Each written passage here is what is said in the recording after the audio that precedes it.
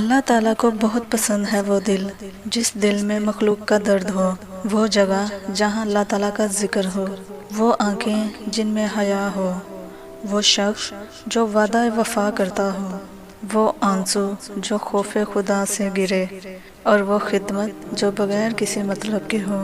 یا اللہ ہم سب کو یہ صفات عطا فرما، ہم سب کو اپنی ناراضگی اور زمین و آسمانی عذاب سے محفوظ فرما، آمین ثم آمین۔ اللہ تک پہنچنے میں 3 پہر ہوتے ہیں۔ پہلا پہر محبت، جس میں اس کی پہچان ہوتی ہے۔ پتہ ہے اس کی پہچان کیسے ہوتی ہے؟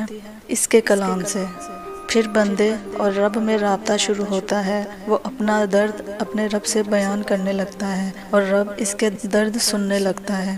پھر اظہار ہوتا ہے بندے کا رب سے، وہ کیسے؟ تہجد میں راتوں کو سجدوں میں۔ پھر شروع ہوتا ہے دوسرا پہر جنون۔ وہ کیا ہے پتہ ہے؟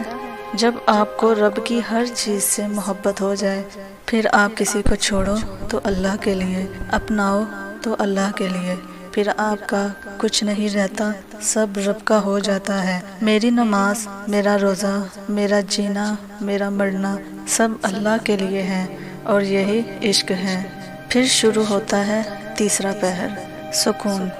جب رب بندے سے کہہ دے، اے میرے بندے میں تجھ سے محبت کرتا ہوں، جب فرش سے عرش تک خود منادی کروائے کہ میں فلاں بندے سے محبت کرتا ہوں، تم بھی اس سے محبت کرو، سبحان اللہ۔